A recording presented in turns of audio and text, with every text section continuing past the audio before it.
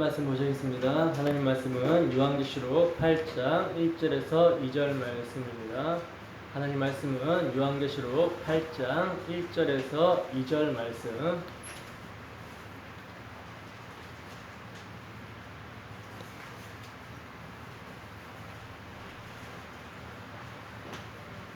다 찾으셨으면 우리 함께 한 목소리로 합독합니다. 시작.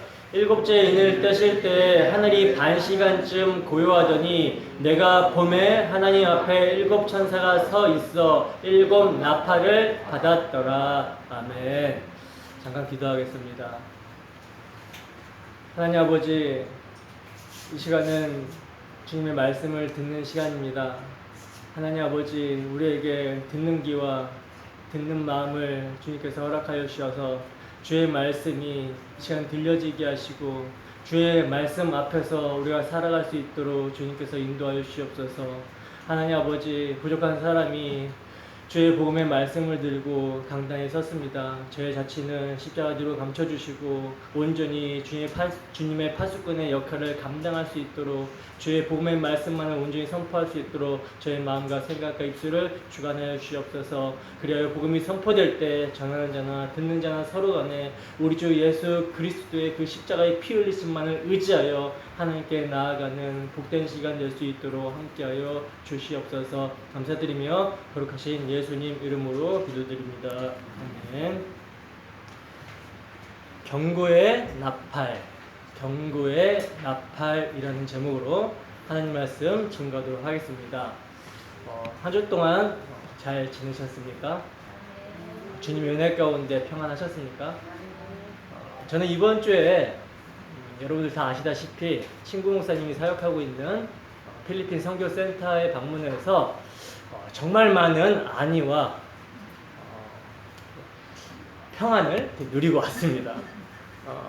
성경을 상고하면서 이제 함께 같이 나누기도 하고 또 앞으로의 사역에 대한 부분도 함께 나누면서 하나님께서 하신 일들에 대해서 이제 감사하기도 하고 또 앞으로 하실 일들에 대해서 기대하기도 하면서 앞으로 세워지게 될 센터도 방문했고요. 또 선교 훈련생들에게 복음도 전했습니다. 우리 선교사님이 동의학이라는 것을 공부하고 있어가지고 반의사예요. 그래서 제가 몸이 이제 좀 안 좋아서 맥도 짚고 침도 맞고 뜸도 뜨고 짧은 일정인데 굉장히 알차게 보내고 왔습니다. 거기는 이제 아침에 이제 새벽에 일어나서 운동을 하고 이제 씻고 난 다음에 함께 모여서 아침에 큐티를 해요. 말씀을 읽고 묵상을 하는 시간을 갖고 그것을 함께 나누는 시간을 갖거든요.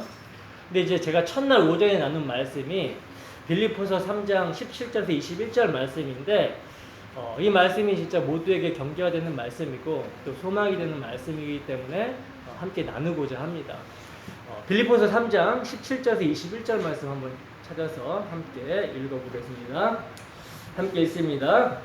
시작. 형제들아, 너희는 함께 나를 본받으라. 그리고 너희가 우리를 본받은 것처럼 그와 같이 행하는 자들을 눈여겨보라. 내가 여러 번 너희에게 말하였거니와 이제도 눈물을 흘리며 말하노니 여러 사람들이 그리스도의 십자가의 원수로 행하느니라.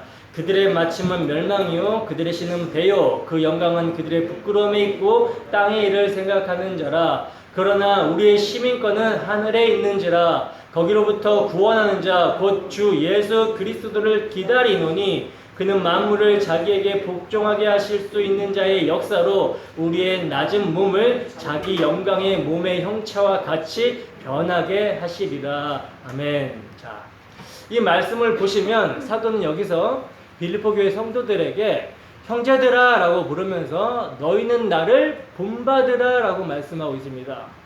그리고 너희가 우리를 본받은 것처럼 그와 같이 행하는 자들을 눈여겨보라고 말씀하고 있어요. 여러분, 여기서 사도가 형제들에게 자신을 본받으라고 말씀하고 있고 그리고 사도의 본을 받은 것을 가지고 그와 같이 행하는 자들을 눈여겨보라고 말씀하고 있는데 여기서 사도가 자신을 본받으라고 한 이 본이 뭘까요? 본이 뭐겠습니까, 여러분? 문맥을 이렇게 살펴보면 제일 가까운 문맥에서 사도가 뭐라고 얘기를 하고 있냐면 그리스도의 부활의 권능과 고난에 참여함을 알고자 해서 그의 죽으심을 본받으려고 했다라는 거예요. 여러분, 이 모습이 사도에게 어떻게 나타납니까? 그리스도를 위하여 모든 것을, 자기에게 이제 유익했던 모든 것을 다 해로 여기고, 모든 것을 해로 여기는 모습으로 나타나죠. 왜? 우리 주 예수 그리스도를 아는 지식이 가장 고상하기 때문이라는 거예요. 그러니까 예수님을 위하여 모든 것을 잃어버리고 배설물처럼 여겨도 괜찮다. 왜냐하면 그리스도를 얻고 그 안에서 발견되는 것이 참 생명이기 때문에, 참된 생명이기 때문에. 그러므로 사도가 자신을 본받으라고 한 본은 뭐냐면, 오직 그리스도를 믿음으로 말미암는 하나님의 의, 그 하나님의 의로 말미암아 자기 자신이 부인이 되고, 자기가 여태까지 유익이라고 여겼던 것들을 배설물 여기고 예수 그리스도를 얻고자 하는, 그 가장 귀한 예수 그리스도를 얻고자 하는 그 복음에 합당한 삶을 말하는 거예요. 너희 안에 이 마음을 품으라. 곧 그리스도 예수의 마음이니 그는 하나님의 본체시나 하나님과 동등됨을 취할 것으로 여기지 아니하시고 오히려 자기를 비워 종의 형체를 가시사 사람들과 같이 되셨고 사람의 모형으로 나타나 자기를 낮추시고 죽기까지 복종하셨으니 곧 십자가에서 죽으심이라. 여러분, 하나님의 아들의 그 자신의 낮추심, 예수님의 마음을 아십니까? 이 마음을 품고 있습니까? 여러분, 사도는요, 이 십자가를 알았다는 거예요. 그리스도의 마음을 알았다라는 거죠. 그리고 이 십자가에 참여하고자 자기가 유익하다고 여겼던 것, 그 모든 것들을 해로 여기고 배설물처럼 여기고 자신의 의조차도 버려버렸습니다. 자신의 죄 때문에 율법의 저주를 받으신 그 예수 그리스도의 십자가 앞에서 자신을 자랑하거나 자신의 의를 드러나거나 자신을 자랑할 수가 없었다는 것이죠. 여러분, 이것이 복음을 받아들인 자들의 합당한 모습이라는 것입니다. 사도는 자신의 이것을 본받으라고 했다는 거예요. 근데 충격적인 사실은 뭡니까? 사도가 여러 번 말을 하였고 이제도 눈물을 흘리면서 말을 하는데 여러 사람들이 그리스도의 십자가의 원수로 행하고 있다는 거예요. 그리스도의 십자가 앞에 서서 회개하는 것이 아니라, 참여하는 것이 아니라 그리스도의 십자가마저 자기의 이익의 도구로 이용하더라는 거죠. 그래서 그들은 마침은 멸망이라고 합니다. 그들이 섬기는 신은 자신의 배라고 이야기를 합니다. 그들의 영광은 그들의 부끄러움이 있고 땅의 일을 생각한다라는 거예요. 여러분, 이거 정말 잘 분별하셔야 됩니다. 제가 선교사님이랑 대화하다가 필리핀에 선교하러 오신 사람들 중에서 이런 사람들이 너무나 많이 있다는 사실에 경악을 금치 못했어요. 충격적이었습니다. 목사들끼리 사기를 치고 후원받기 위해서 못 사는 사람들 동네 가서 빵 놔주는 사진을 딱 찍어가지고 보내고 이러면서 후원을 받고 있는 거죠. 실상은 선교도 안 하면서 마사지나 받으러 댕기고 사람 고용해서 쓰면서 그렇게 그냥 호화로운 생활을 하면서 교회의 연보를 받고 있는 거예요. 정말 듣다가요, 정말 경악을 금치 못했습니다. 필리핀뿐만이 아니죠. 오늘날 조국교회가 여러분 세상으로부터 핍박을 받고 욕을 먹는 것이 무엇 때문에 욕을 먹습니까? 정말 예수 그리스도의 의, 복음의 배타성 때문에 욕을 먹습니까? 아니죠.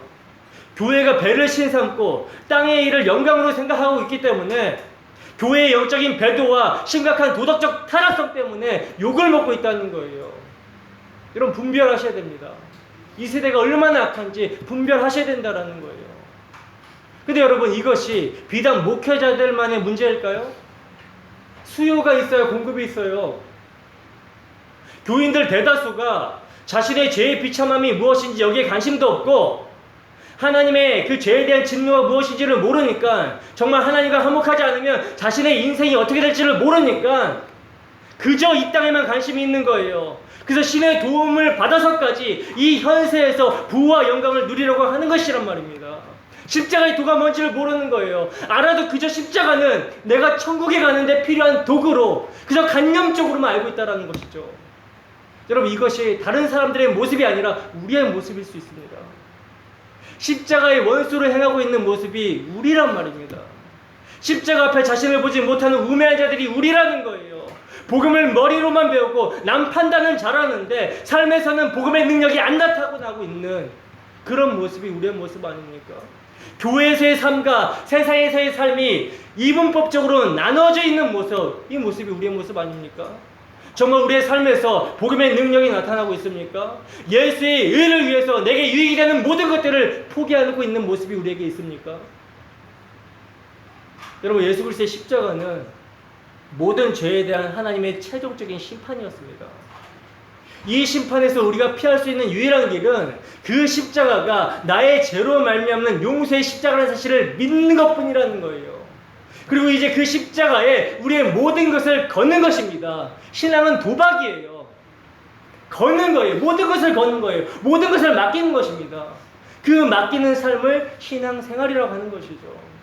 내게 유익이 되는 모든 것들을 그리스도를 위해 배설물로 여기는 싸움, 이 싸움을 하는 자들에게 있어서 우리의 시민권이 하늘에 있다라는 사실이 위로가 될 것이랍니다. 위로가 되는 것이죠. 그들이 예수 그리스도의 다시 오심을 간절히 기다리는 거예요. 우리가 아까 마라나타 찬양했듯이 간절히 기다리는 것이죠. 죄의 몸을 벗고 그리스도의 몸의 형체와 같이 변하게 하실 그 날을 정말 소망 가운데 인내하며 기다리게 되는 것이죠. 그런데 항상 거짓 목자들은 어떻게 합니까? 이 소망을 변질을 시키죠. 땅에 마음을 두게 한다는 거예요.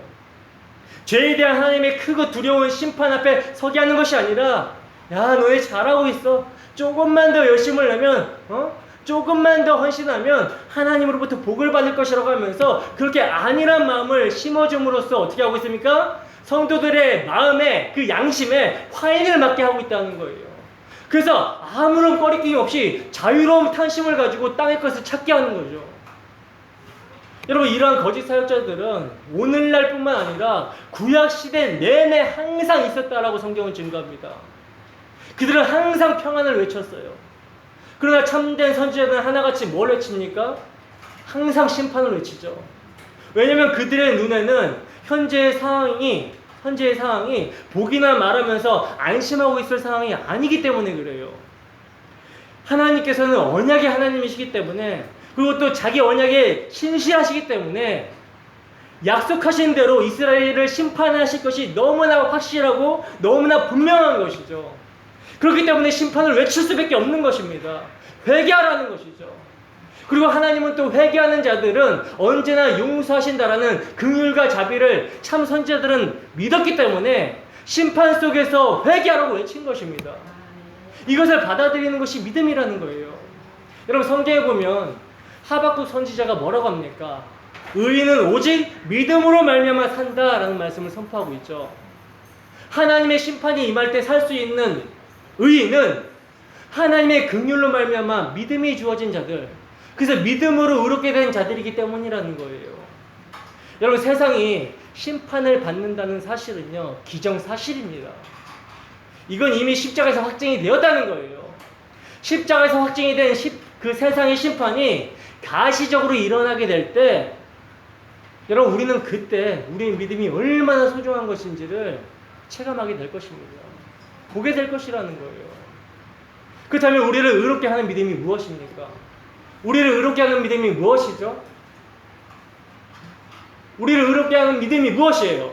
종교의 일을 열심히 함으로 내가 믿음이 있다는 것을 증명하는 것이 믿음입니까?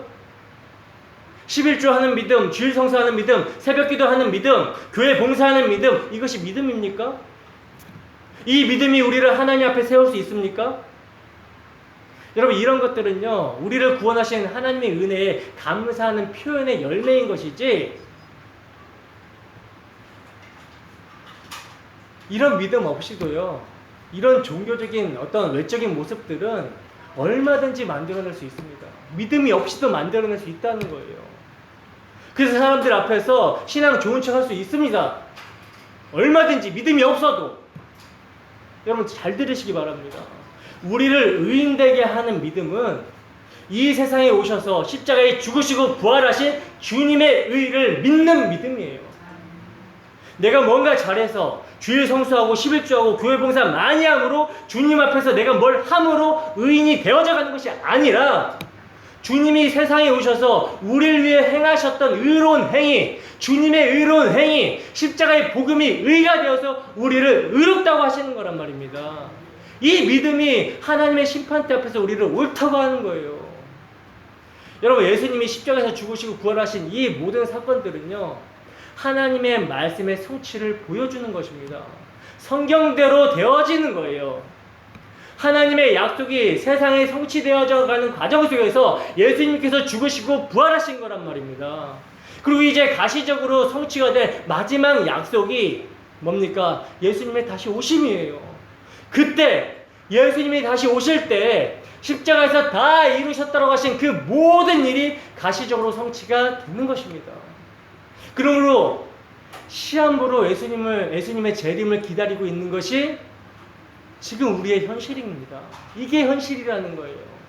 예수님의 약속을 기다리면서 예수님이 언제 오실지 모른다라는 마음으로 세상을 살아가는 것이 세상의 현실이라는 거죠. 그러니까 세상은 시한부예요. 우리 인생도 시한부예요. 예수님이 언제 오실지 모르지만 오시면 끝납니다. 다 놓고 가는 거예요. 여러분, 여기서 가장 이 시한부인 세상과 시한부인 인생과 예수님이 오시면 다 끝나는 이런 상황에서 우리에게 가장 필요한 것이 무엇이겠습니까? 이것을 정말 믿는다면 우리에게 가장 필요한 것이 무엇이겠어요? 여러분, 하박국 선지자가 뭐 때문에 무화과 나무가 무성치 못하고 포도나무에 열매가 없어도 감람나무에 수출이 없어도 밭에 식물이 없어도 외양간에 소가 없을지라도 여호와로 인해 즐거워하고 구원의 하나님으로 인해서 기뻐한다고 왜 말하고 있습니까? 왜 말하고 있죠? 이거는 의식주거든요. 이스라엘 백성들이 살아가려면 반드시 필요한 의식주 먹거리거든요. 근데 이런 것들이 없어도 여호와의 구원으로 말미암아 즐거워한다고 말하고 있습니다. 왜? 하박국 선지자는 하나님의 말씀 안에서 이스라엘을 바라봤던 거죠. 그 하나님의 말씀을 통해 죄에 빠져있는 이스라엘을 발견하게 되었고 하나님의 말씀대로 이스라엘을 심판하신다라는 것을 알았을 때 그런 상황에서 복을 구한다라는 것을 있을 수 없는 일임을 안 것입니다. 하나님의 죄에 대한 진노의 심판이 바로 코앞에 있는데 그런 상황에서 포도나무 열매가 문제가 아니고 외양간의 소가 중요한 것이 아니었던 거란 말입니다. 심판에서 사는 길은 오직 믿음이기 때문에 믿음만이 중요한 문제로 남게 되는 거예요. 그래서 하박국 선지자는 말씀대로 심판하시는 하나님께서 또 말씀대로 심판 가운데서 구원하신다라는 말씀에 소망을 가지고 그 말씀에 기대를 걸고 기뻐할 수가 있었던 거라는 거죠. 여러분, 정말 심판을 생각한다면 포도나무 열매가 중요한 것이 아니죠. 돈이 중요한 것이 아니죠. 자식들의 성공이 중요한 것이 아닙니다. 심판에서 우리를 살리는 것은 돈도 아니고 자식의 성공도 아니고 포도나무도 아니라는 거예요. 오직 우리를 의롭게 하는 주님의 피, 그 피가 우리를 살리는 거란 말입니다. 그렇다면 하나님의 심판이 선포된 세상에서 그 피를 믿는 것 말고 더 중요한 게 무엇이 있겠습니까? 더 중요한 거는 아무것도 없다는 거예요. 주님의 피의 은혜가 우리를 지키고 우리를 보호한다라는 것이죠. 그래서 믿는 자들의 특징은 뭡니까? 오직 주님을 믿는 믿음만으로 기뻐하고 믿음만으로 즐거워하게 된다라는 거예요. 이런 특징이 우리에게 있습니까? 이런 사람들은요, 사람이 떡으로 사는 것이 아니라 믿음으로 산다라는 말을 거침없이 하게 되는 거예요. 근데 정말 안타깝고 슬프게도 교회로 모인다라고 하는 많은 사람들이 하나님의 심판을 무시한 채 살아가고 있습니다. 심판을 무시해버리기 때문에 심판에서 우리를 살리는 믿음이 중요한 것이 아니라 세상을 살아가는 데 도움이 되는 돈을 더 중요한 것으로 여겨버리는 거예요. 그리고 그 돈 때문에 그 돈을 염려함으로 믿음을 버리더라는 거죠. 돈을 사랑함으로 자기를 찌르더라는 거예요. 여러분, 하나님께서는 어제도 오늘도 우리에게 심판의 경고를 하고 있습니다. 예수님께서 이 세상에 오셔서 인간들에 의해 죽으신 사건 자체가 이미 세상은 심판을 받았다라는 것을 보여주시는 것인데 사람들은 이 십자가를 단지 자신들이 가치라고 여기는 좋은 것들이 구비되어 있는 그 좋은 곳, 천국 가기 위한 발판 정도로 생각을 해버리고 있다라는 거죠. 그렇기 때문에 예수님이 피 흘려 죽으신 그 십자가를 기념하는 교회로 모여서까지 세상의 복을 말하고 땅의 것을 생각하고 있는 것입니다. 그러나 여러분, 우리가 사는 이 시대는 결코 포도나무 열매나 신경 쓰고 외양간에 소외나 관심을 두고 살아갈 때가 아니라는 것입니다. 우리는 이 경고를 분명하게 해줄 수 있어야 되는 거예요. 우리가 세상에 나가서 뭘 증거합니까? 그리스도의 의를 증거해야 되지 않습니까? 그리스도의 의를 증거할 때 세상에 대한 경고를 분명하게 해줄 수 있어야 되는 거예요. 만나는 사람마다, 만날 때마다 세상에 대한 경고를 분명하게 해줄 수 있어야 되는 것입니다. 오늘 본문도 그러한 경고에 대해서 말씀하고 있죠. 본문 1절에서 2절입니다. 함께 읽습니다. 시작. 일곱째 인을 떼실 때 하늘이 반 시간쯤 고요하더니 내가 보매 하나님 앞에 일곱 천사가 서 있어 일곱 나팔을 받았더라. 아멘.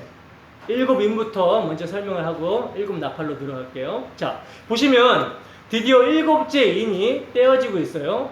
일곱째 인이 지금 떼어지고 있는 거예요. 자, 우리는 첫 번째 인부터 여섯 번째 인까지 급박하게 떨어지면서 진행이 되는 것을 봤는데, 근데 오늘 본문 1절을 보시면 일곱째 인이 떼어지는데 하늘이 뭐라 그래요? 반시 동안쯤 고요하다라고 말씀하고 있죠.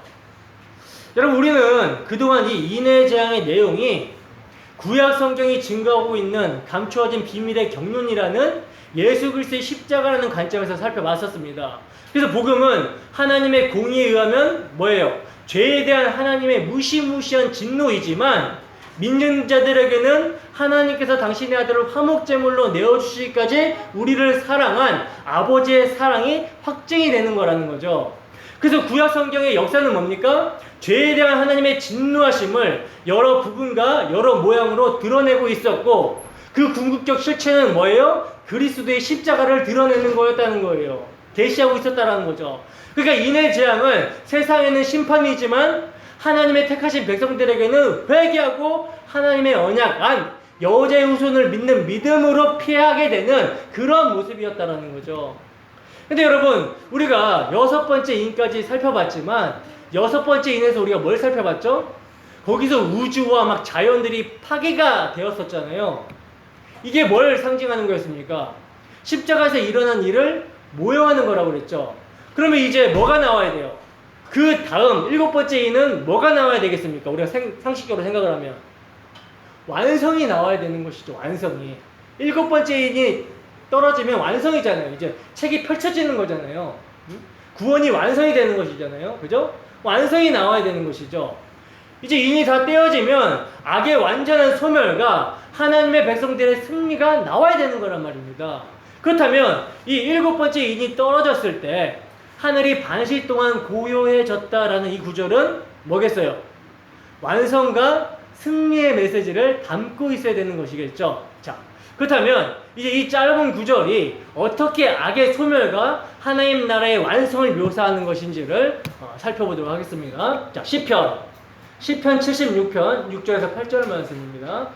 시편 76편 6절에서 8절 말씀 함께 읽어봅니다. 시작. 야곱의 하나님이여, 주께서 꾸짖으심에 병거와 말이 다 깊이 잠들었나이다. 주께서는 경외받을 이시니 주께서 한번 노하실 때에 누가 주의 목전에 서리이까. 주께서 하늘에서 판결을 선포하심에 땅이 두려워 잠잠하였나니. 아멘. 여러분, 지금 이 시편은요, 지금 이 시편이 묘사하고 있는 장면은 애굽의 병거와 말들이 바다에 빠져서 몰살이 되는 모습이거든요. 그러니까 홍해가 갈라진 다음에 이스라엘 백성들이 홍해를 건너잖아요. 그때 막 애굽인들이 막 추격해 오죠. 근데 이스라엘 백성들이 홍해를 다 건너자마자 어떻게 돼버려요? 다시 합쳐져 버려요. 그래서 애굽의 군대들, 병거와 말들이 물에 완전하게 수장이 되어버립니다. 그것을 지금 묘사하는 모습이에요. 근데 여러분, 이 시편 76편의 7절과 8절 말씀과 우리가 여섯 번째 인에서 그 마지막 구절에서 그러니까 계시록 6장 17절과 또 일곱 번째 인인 오늘 본문 8장 1절을 한번 비교해 보세요. 시편은요, 누가 주의 목전에 서리이까 땅이 두려워 잠잠하였더니 라고 이야기를 하고 있고, 계시록은 뭡니까? 6장 17절에서 뭐라고요? 누가 능히 서리요? 라고 하고 있고, 그리고 오늘 본문은 뭐라고요? 반시 동안 고요하더니. 여러분 어떠세요? 아주 유사하죠? 그러니까 세상의 악을, 그러니까 세상을 상징하고 악의 세력을 상징하는 애굽이 모두 몰살되는 장면에 지금 잠잠하다, 고요하다라는 단어들이 등장하고 있다라는 거예요. 요한계시록에서도 똑같은 내용이 나옵니다. 계시록 18장 21절에서 24절 말씀 함께 읽어보겠습니다. 시작.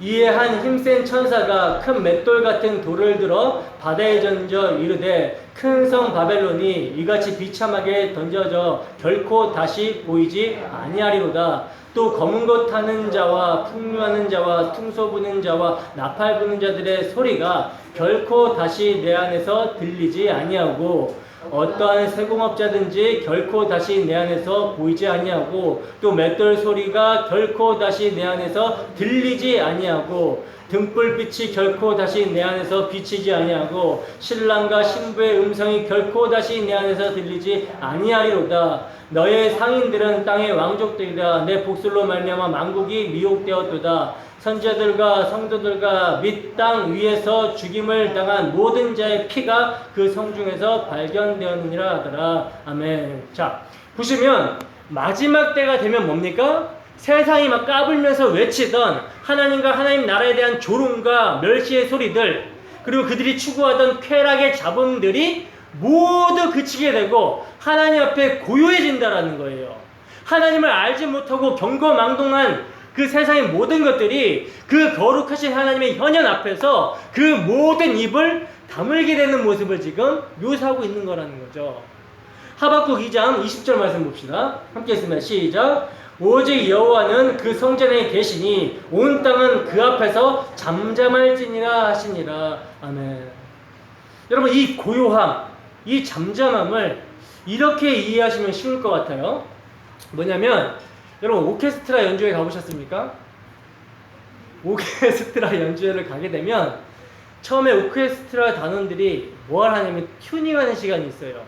기계를 이렇게 이제 조율하는 시간이 있죠. 그래서 바이올린, 비올라, 첼로, 트럼펫, 트럼폰, 팀파니, 온갖 악기가 이제 튜닝을 하잖아요.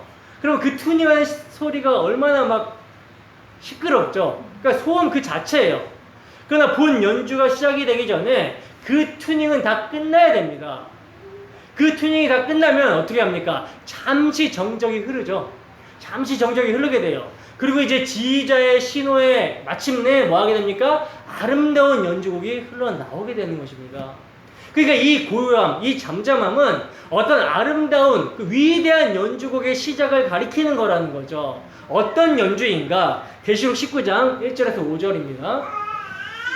함께 읽어봅니다. 시작.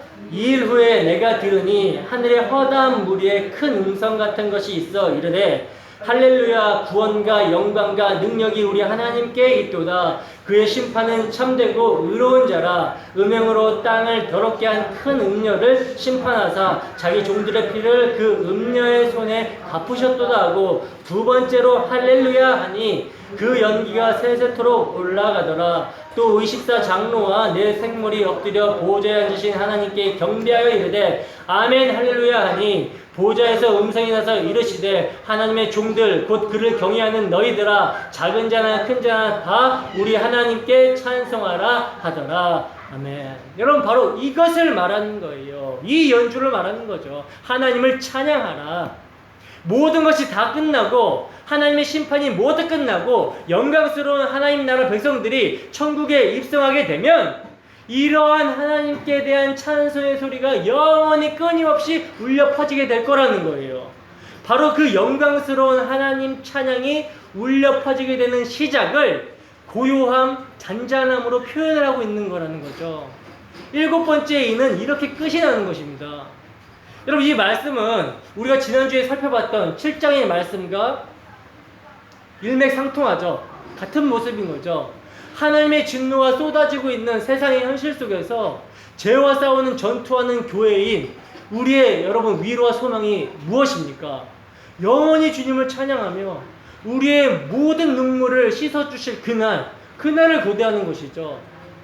그러나 여러분, 우리는 그날을 고대하고 사모하지만 그때 가서 일어난 일이 아니라 믿음으로 성령의 보존 가운데 지금 구원의 하나님을 찬양하며 예배한다라는 거예요. 지금 우리가 드려지고 있는 이 예배가 믿음을 통해서 천상에서 위로를 받고 있는 그 예배를 드리는 현장이라는 거죠. 그러니까 주어진 상황과 환경 속에서 그 치열한 전투의 현장 속에서 인내하면서 환난 중에서도 믿음으로 소망 가운데 찬양할 수 있는 자들이 누구다? 바로 믿음을 가진 우리라는 것입니다. 여러분, 믿음을 통해서 바라보게 될 때 우리에게는 끝이 있습니다. 여러분, 끝이 있다는 거예요. 이미 끝난 싸움, 십자가에서 다 끝난 싸움, 이긴 싸움을 우리는 하고 있기 때문에 뭐 할 수 있습니까? 찬송할 수가 있는 거라는 거죠. 아무리 사탄이 발악을 해도 우는 사자처럼 삼킬자를 찾아서 두루두루 다닌다고 해도 사탄의 머리는 십자가에서 어떻게 됐습니까? 아작났다는 거예요. 박살났다는 거예요.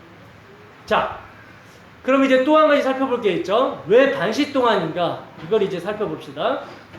자, 계시록에서는 시간이라는 단어를 헬라어로 호라라는 단어를 쓰거든요. 호라. 근데 여러분, 이 호라라는 단어는 하나님의 심판과 하나님의 택하신 자들을 모아들이는 것을 포함한 하나님의 큰 시간을 지시하는 데 사용되는 단어예요.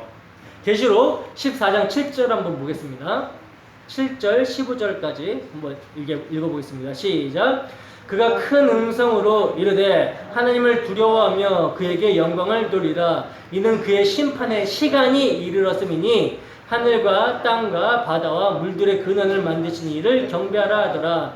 또 다른 천사가 성전으로부터 나와 구름 위에 앉은 이를 향하여 큰 음성으로 외쳐 이르되 당신의 낫을 휘둘러 거두소서. 땅의 곡식이 다 익어 거둘 때가 이르렀음이다 하니. 아멘. 여러분, 여기서 쓰인 시간이라는 단어가 호라입니다. 호라. 그러니까 이렇게 종말의 때, 심판의 때, 하나님 나라의 완성의 때를 가리킬 때 쓰는 단어가 호라라는 거죠. 근데 오늘 본문에서 쓰인 단어는 반시간, 헤미오리온이라는 단어거든요. 헤미오리온. 이건 시간의 반이라는 뜻이에요. 그러니까 여러분, 사도는 지금 이 반시간이라는 단어를 사용해서 하나님의 종말론적 시간의 첫 반시간을 나타내고 있는 거란 말입니다. 그리고 앞으로 닥칠 빛의 시간들, 그 고요함과 잔잔함을 지나 완성된 하나님 나라에서 영광스러운 찬양과 함께 지속이 되게 될 그 찬란한 때까지를 반시로 모아서 이제 곧 하나님의 완전한 시간이 차고 하나님의 계획 전부가 완성을 이루게 될 것임을 보여주고 있는 거라는 거예요. 기대가 되지 않습니까? 그죠? 이게 이제 일곱인이 떨어졌을 때의 모습이라는 거죠. 그리고 이제 이렇게 고요한 반시간이 잠시 이렇게 이어지면서 인해 재앙이 끝 마무리가 되고 사도는 또 다른 환상을 보는 거예요. 그래서 사도는 내가 보매 하면서 다른 환상을 보는데 그 환상이 이제 어떤 환상입니까? 나팔 환상이죠. 하나님 앞에 일곱 천사가 나팔을 받는 것을 지금 사도가 보고 있다는 거예요. 여러분, 제가 계속해서 말씀을 드리지만 일곱 인과 일곱 나팔, 일곱 대접은 하나의 내용을 반복과 점진적 차원에서 표현하고 있는 것입니다. 반복해서 말씀드리고 있는 거예요. 그 내용이 동일하다는 차원에서 지금 인이 나팔을 물고 있는 것이고 나팔이 대접을 물고 있는 하나의 내용을 표현하고 있는 거라는 거죠. 마치 이제 세 가닥으로 꼰 하나의 줄처럼 서로가 이렇게 연결되어 있는 모습이라고 보시면 이해가 쉬울 것 같아요. 그래서 이제 이 재앙들은 시간의 어떤 순서대로 기록이 되어 일어나는 것이 아니라는 것입니다. 만약 시간적 순서로 일어나게 된다면, 그렇게 보게 된다면 뒤죽박죽이 되는 거죠. 시간 순서로 보게 되면요, 여러분, 인해 재앙이 일어난 후에 나팔 재앙이 쏟아져야 되는데요. 여러분, 여섯째 인이 떼어졌을 때 이미 뭐가 다 끝나버렸습니까? 해가 막 상복처럼 어두워져 버리고 검어지고 달빛이 핏빛처럼 변해버리고 하늘에 이런 성신들이 막 다 그 무화과나무가 태풍에 설익은 열매가 떨어지듯이 막 떨어져 버렸잖아요. 그런데 나팔장에서 다시 뭐가 등장해요? 이런 성신들이 다시 나오고 있어요. 그리고 일곱 대접에서도 또 뭐가 등장합니까? 해가 등장을 하고 있습니다. 그러니까 세 종류의 재앙은 겉으로 보면 한 줄로 보이는 줄을 이렇게 풀어놓으면 세 가닥으로 된 것처럼 서로 연결이 되어 있는 거라는 거죠. 그러나 그 강도의 차이는 있어요. 인에서는 4분의 1, 나팔에서는 3분의 1, 대접에서는 완전히 끝나버리게 되는 하나의 메시지를 말씀하고 있는 거라는 거죠. 그러니까 십자가에서 일어난 일을 점진적으로 반복적으로 계시하고 있는 거라고 보시면 되는 것입니다. 아시겠죠? 자, 그러면 이제 인의 재앙 다음으로 이제 나팔 재앙에 대해서 살펴보겠습니다. 하나님 앞에 7 천사가 서 있고 7 나팔을 그 천사들이 받았다 그러죠. 우선 여러분, 나팔은 뭘 의미하죠? 나팔은요, 경고한다라는 의미가 있어요. 그리고 나팔은 사람이 부는 것과 하나님 쪽에서 부는 것으로 성경은 구분하고 있는데, 우선 사람이 부는 것부터 봅시다. 출애굽기 19장 12절에서 13절 말씀입니다. 출애굽기 19장 12절에서 13절 말씀 함께 했습니다. 시작. 너는 백성을 위하여 주위의 경계를 정하고 이르기를 너희는 삼가 산에 오르거나 그 경계를 침범하지 말지니 산을 침범하는 자는 반드시 죽임을 당할 것이라. 그런 자에게는 손을 대지 말고 돌로 쳐 죽이거나 화살로 쏘아 죽여야 하리니 짐승이나 사람을 막론하고 살아남지 못하리라 하고 나팔을 길게 불거든 산 앞에 이를 것이니라 하라. 아멘. 보시면 지금 나팔의 용도가 어떻게 쓰이고 있습니까? 백성을 모으는 신호로 이렇게 사용이 되고 있는 모습을 알 수가 있죠. 이게 이제 사람이 부는 나팔이에요. 자, 출애굽기 19장 16절입니다. 함께 했습니다. 시작. 셋째 날 아침에 우레와 번개와 빽빽한 구름이 산 위에 있고 나팔 소리가 매우 크게 들리니 진중에 있는 모든 백성이 다 떨더라. 아멘. 그럼 여기서의 나팔 소리는 뭡니까? 사람이 부는 나팔 소리가 아니죠. 사람이 부는 나팔 소리가 아니라 하나님 쪽에서 부는 것임을 우리는 알 수가 있다는 거예요. 나팔 소리가 났을 때 모든 백성들이 떨었다 그러죠. 그러니까 나팔 소리는 이스라엘 백성들을 두렵게 하는 경고의 소리임을 우리는 알 수가 있는 거라는 거죠. 자, 그렇다면 이 경고의 소리를 하나님 쪽에서 낸다라고 할 때 오늘 본문에서 7 나팔을 7 천사가 받았다라는 것은 뭘 의미하는 것입니까? 뭘 의미하는 거죠? 7 천사는 세상을 경고하기 위해서 나팔을 받은 것이라는 거예요. 그러니까 하나님께서는 천사들에게 나팔을 주시면서 세상을 향하여 경고의 나팔을 불고 있다는 것이죠. 하나님께서는 쉴 새 없이 세상을 향하여 경고하고 있는 거란 말입니다. 근데 세상은 어떻습니까? 이러한 하나님의 경고를 철저하게 무시한 채 살아가고 있다는 거예요. 여러분, 뭐 세상은 그렇다 칩시다. 그럼 교회는 하나님의 경고를 받고 있습니까? 하나님의 경고의 나팔 소리는 교회는 들어야 되는데 오늘날 교회마저 이 경고를 무시하고 있죠. 그 증거가 뭡니까? 경고를 무시하고 있다는 증거가 뭐예요? 교회가 날마다 하나님의 뜻인 말씀이 아니라 말씀에 관심을 두는 것이 아니라 어디에 관심을 두고 있어요? 자신의 삶에 관심을 두고 살아가고 있다는 거예요. 여러분, 말씀을 통해 하나님의 심판 아래 있는 이스라엘을 부는 하박국 선지자에게는 포도나무 열매나 감람나무의 소출이나 외양간의 소가 중요한 것이 아니었습니다. 그러나 심판을 보지 못하는 사람들에게는 믿음보다는 뭐예요? 세상에서의 소출이 더 중요할 뿐이라는 거죠. 여러분, 세상이 심판을 이미 받았다라는 것이 예수 그리스도의 십자가 사건을 통해 확연히 드러났습니다. 드러난 정도가 아니라 확정이 되어버렸다는 거예요. 근데 그것을 오늘날 교회도 세상도 뭐하고 있어요? 무시해버리고 있는 실정이라는 거죠. 우리 주 예수 그리스도의 십자가가 무엇인지 전혀 모르고 알아도 피상적으로 간념적으로 알고 있기 때문에 십자가 앞에서 하나님의 진노의 심판을 보며 경고를 받고 있는 것이 아니라 그 십자가 앞에서 복달라는 말만 하고 있는 것입니다. 근데 여러분, 십자가는 복이 분출되는 현장이 아니라 심판이 선포되는 현장임을 우리는 알아야 되는 것입니다. 정말 십자가 앞에 직면하여 하나님의 경고를 듣는 자는 결코 십자가 앞에서 세상의 구복을 말할 수 없는 거예요.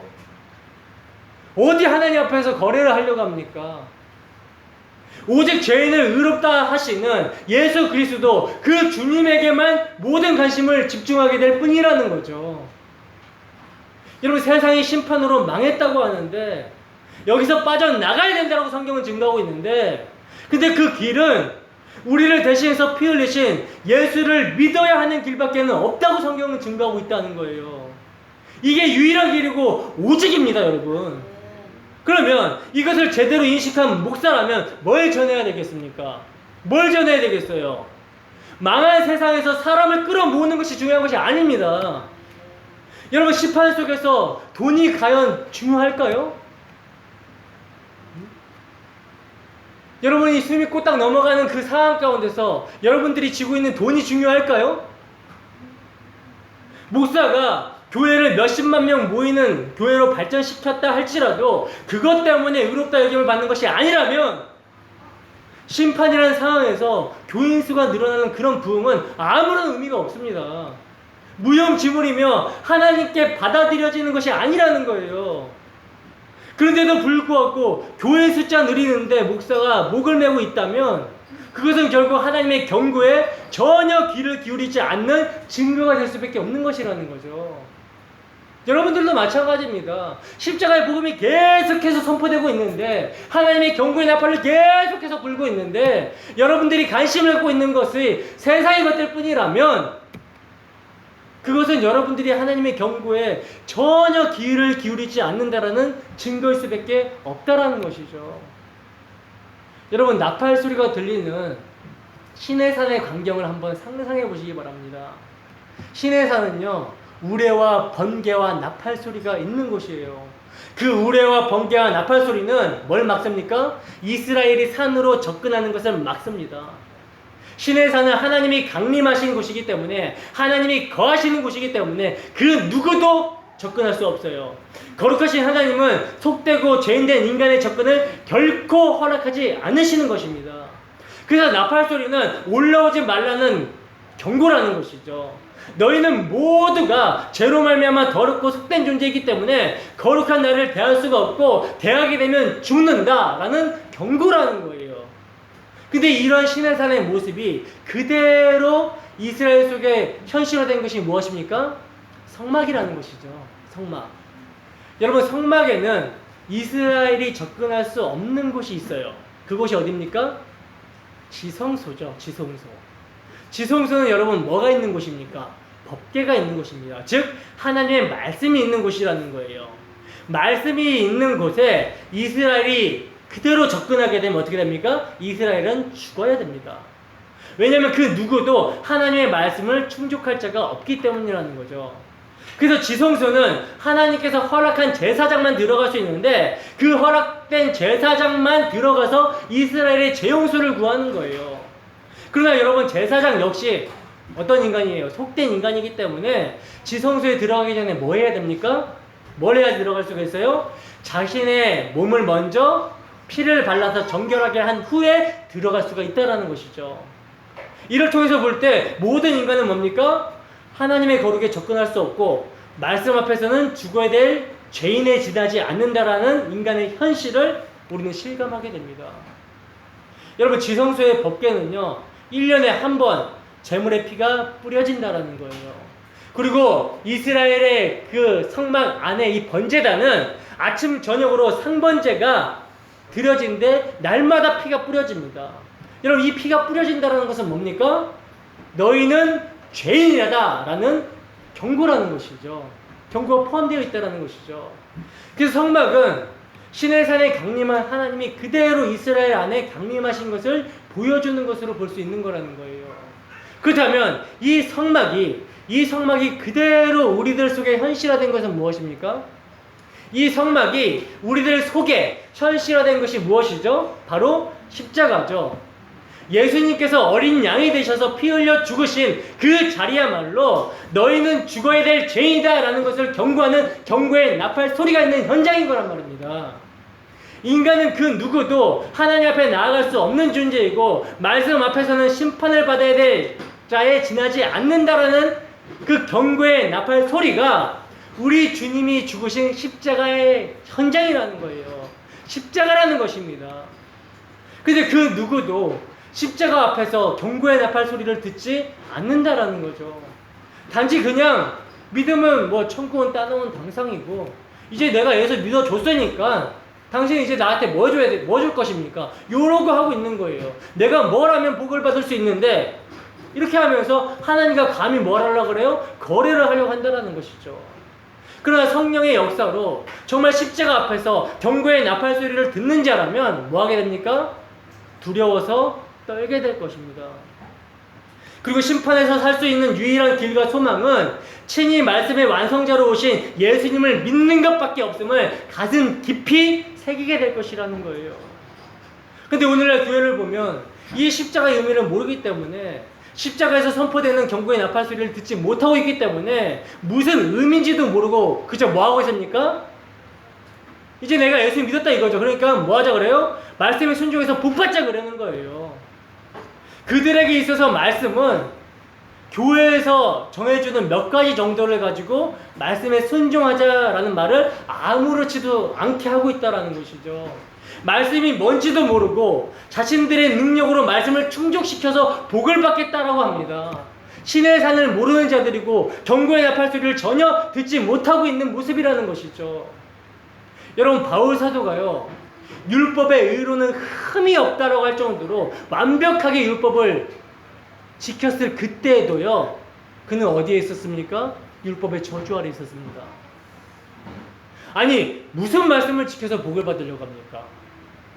여러분, 말씀을 완벽하게 지키지 못하면 뭔지 아십니까? 저주예요. 저주. 그렇다면 완벽하게 지킬 수 있습니까? 없어요. 그럼 우리는 뭐 받아야 돼요? 저주 받아야 돼요. 율법의 모든 저주를 우리가 받아야 돼요. 이게 우리의 현실이에요.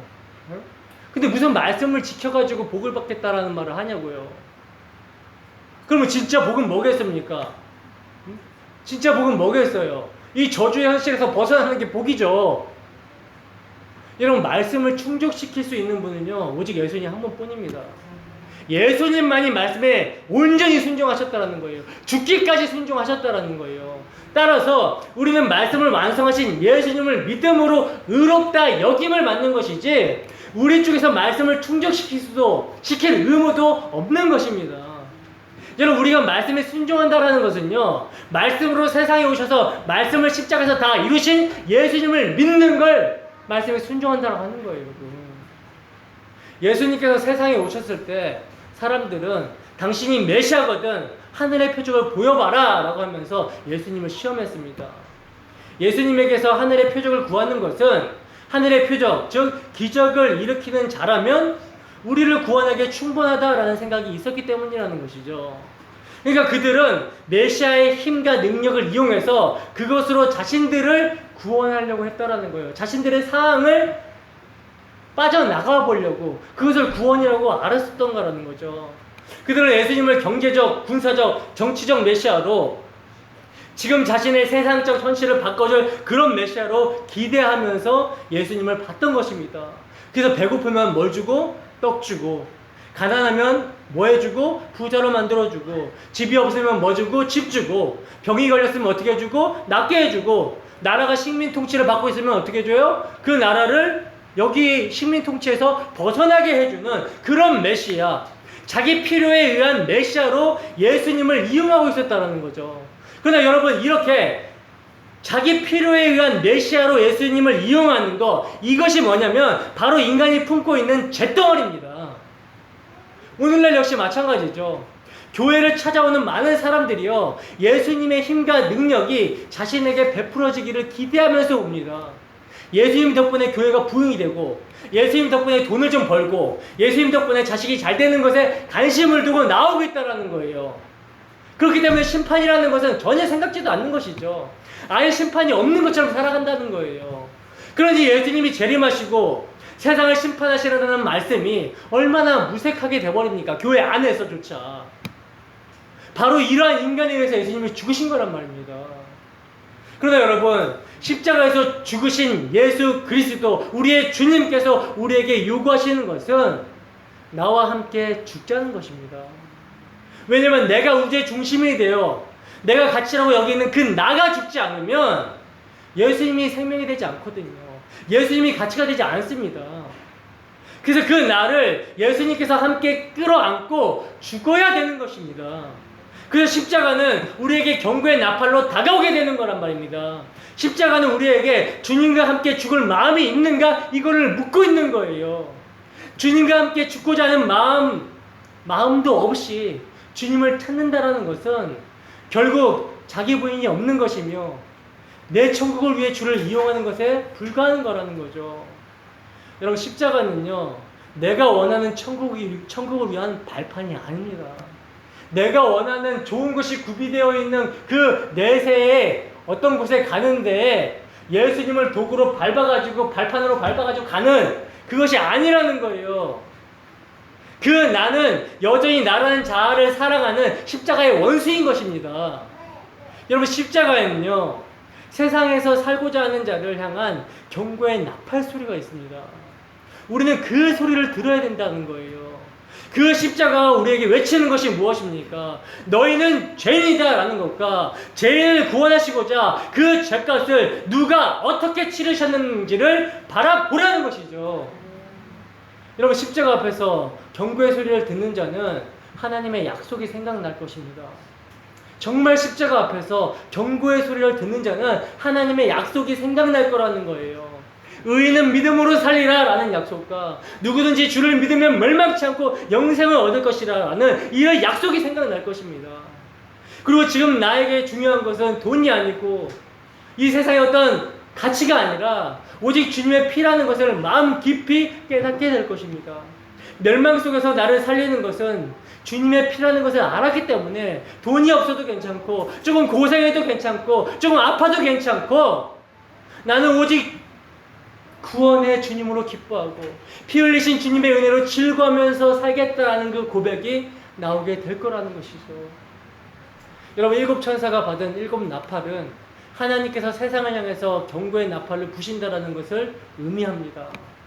이것은 나중에 세상의 심판이 임할 때의 얘기가 아니고 범죄한 아담 이후로 계속되는 나팔 소리이며 그 심판의 나팔 소리의 결과가 십자가에서 이루어졌으며 이제 오늘이라는 날에 회개하지 않는 영혼은 망하리라 라고 하는 지금의 메시지라는 거예요. 지금의 나팔 소리라는 것입니다. 부디 하나님의 심판을 가볍게 여기지 마시고 십자가를 대할 때마다 심판을 생각하시기를 바랍니다.